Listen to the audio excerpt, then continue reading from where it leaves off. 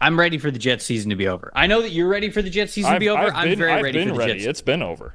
I know that it's like been over in terms of like actual competence for the Jets, but I feel like we're just every week after the game, we're getting something in the post-game press conference that's like a new storyline thing that we're talking about for the Jets and not like the actual game. I know the week before they played well, but like this week, like Aaron Rodgers saying like, oh, we're going to find out like who wants to be here next year and who doesn't. Like as if we weren't doing that the couple of weeks leading up to this. Garrett Wilson, I don't know, basically just like, airing out some of his frustrations with how it feels like he's not an emphasis in the passing game anymore. So it's just not great vibes. And I'm sort of ready for it to be over. I'm sort of ready to stop talking about it. But here we are talking about this game here for the Jets. They lose by 10 points. The top 5 graded players, let's do top 5s first before we dig into it. Well, Eric Jackson's very top for the Rams, an 86.3. Wide receiver Puka Nacua, an 83.8. Running back Kyren Williams, an 82.8. Edge rusher Jared Verse, a 77.7. Guard Kevin Dotson, a 77.5. And then Matthew Stafford, a 61.8. On the Jets side of things, center Joe Tippmann, an 84.2. Guard Elijah Vera Tucker, a 78.1. Wide receiver Devontae Adams, a 71.8. Offensive tackle Morgan Moses, a 67.9. And then cornerback DJ Reed, a 67.1. Aaron Rodgers in this game, 53.2 overall grade. What was your stat that told the story? So it's really, to me, about the Jets on fourth down because their play on fourth down kind of tells the story in a microcosm of this game. They were 2 for 5 on fourth down, first of all. The 2 drives where they converted a fourth down, they scored. They scored their 9 points, right? The other 3, they obviously turned the ball over on downs, and that led to 13 Rams points that made the difference in the game. The only other time, you had the touchdown where Rodgers had the strip sack and all of that. But, also a field goal at the end that was missed that could have got them back into it when they were down 10. It's just, the Jets, look, they're going for it now. Last week they were slinging it around with Rodgers. That's what they're pretty much doing. They pretty much abandoned the run game in this one. I'll get to that in a minute. But they're going for it. They're going for it on fourth down. When it worked, it worked. When it didn't, that's when the Rams took advantage. And the Rams escaped on the road in a cold weather with a win that's probably even tighter than the score would tell you, 19-9. There was at one point this game was tied. The Jets, I believe, were leading at halftime of this game, if I remember right. This is where the Jets are at. They're going to go for it on fourth down, and they're going to try to let Rodgers win the game. And in this one, he just couldn't do it enough, especially in the second half. Jets fumbles, obviously, are, to me, the stat that told the story here because they have 2 fumbles in this game. Both of them lost. Rodgers sack fumble in the third quarter. It's a 9-9 game, so it's tied at this point. What was it? 2 plays later, 3 plays later, Rams go in and score a touchdown, so then they go up by a touchdown. And then, obviously, you have Gibson's fumbling the punt with, okay, yeah, it's a 10-point game. There's only a minute 40 left. Would have sort of taken a prayer for the Jets to win that game or tie that game. Anyways, but to fumble the ball the way that they did there with the punt and then, the one before with Rodgers, it's a microcosm of their season. So to me, it's as simple as that. Those are the stats that told the story. You had a tie game and it's a sack fumble, boom. All right, now the Rams immediately score because they got the ball at their 21-yard line. And then any chance you would have had at a comeback at all whatsoever, you fumble the punt. The other team gets it. Game's over. Season's over. There it is. Most impressive for me is Kyren Williams. I keep talking about this all the time. We love to talk about Matthew Stafford, love to talk about Puka Nacua, love to talk about Cooper Kupp, obviously important players for the Rams. It all runs through Kyren Williams. Kyren Williams, I'm not going to say that he's more valuable than Matthew Stafford. I'm not going to sit here and say that. But to me, he is the engine. He is the centerpiece of how they want their offense to go. 84.1 rushing grade in this one, another 122 rushing yards, 82 rushing yards after contact. Had 9 of their 10 first downs in the game. Kyren Williams did on the ground. If that is not evidence enough to the fact that this dude is the cornerstone of how they run their offense, I don't know what else to tell you. So another fantastic day from Kyren Williams. And honestly, anytime that he is rushing for over 100 yards and his rush grade's above 80, I'm pretty much going to tell you the Rams are winning the football game because it's really hard to imagine that they're not.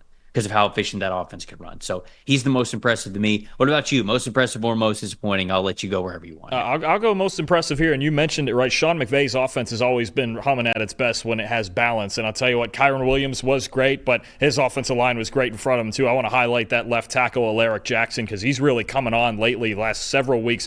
90.6 run blocking grade in this game with 9 positive run blocks, and I think, to me, he just looks calmer than he used to. He looks, now it feels like he's gotten comfortable. His footwork, his ability to get to the spot where he needs to get no matter what scheme they're running. I think Alaric Jackson's really improving. And since week 11, 86.6 overall and 88.3 run blocking grade. There's a lot going right now on this Rams offensive line that we didn't see earlier in the year. It's something I've talked about every single week, I'm pretty sure. But Jackson getting a lot better. Steve Avila getting healthy and going back to left guard. Rob Havenstein has been really good at right tackle. Kevin Dodson's an absolute monster. And Bo Limmer, the rookie at center, he's held his own all year. Honestly, he's a rookie who wasn't supposed to play, but Alaric Jackson at left tackle all of a sudden the last 6 weeks is playing at a superstar level, especially in the run game. So he's opening really good holes for Kyren Williams up there, and Williams has got to be feeling thankful that those 5 guys are blocking the way they are. If this offensive line plays like this, they can, in a one-game scenario, they can win this division, and B,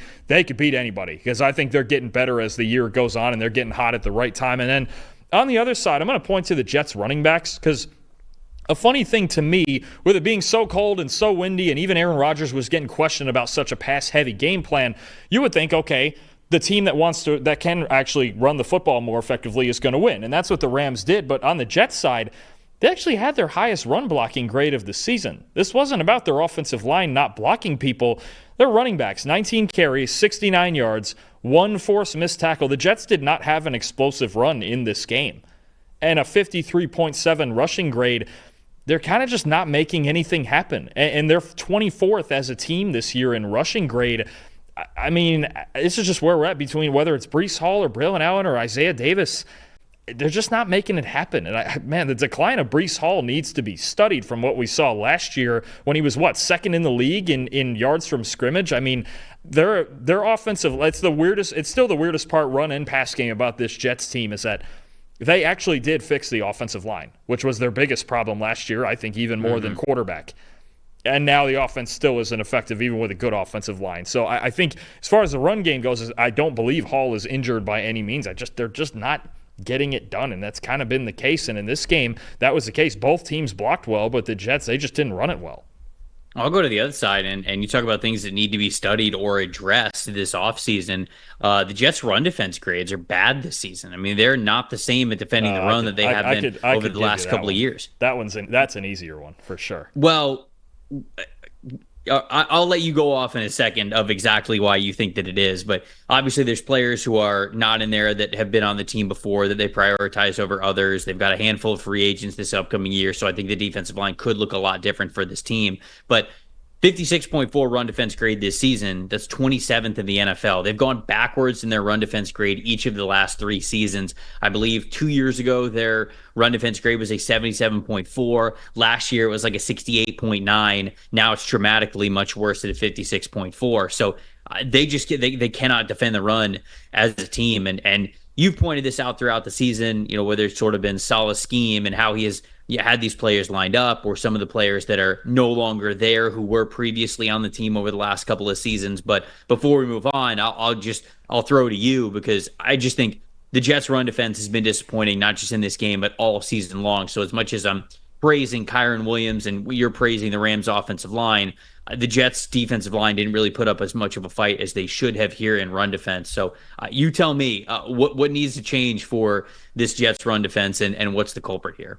No, I think outside of Quinnen Williams and Will McDonald, who is not a great run defender, he's more of a pass rusher, we know, and Jermaine Johnson will be back next year. It was obviously a big loss.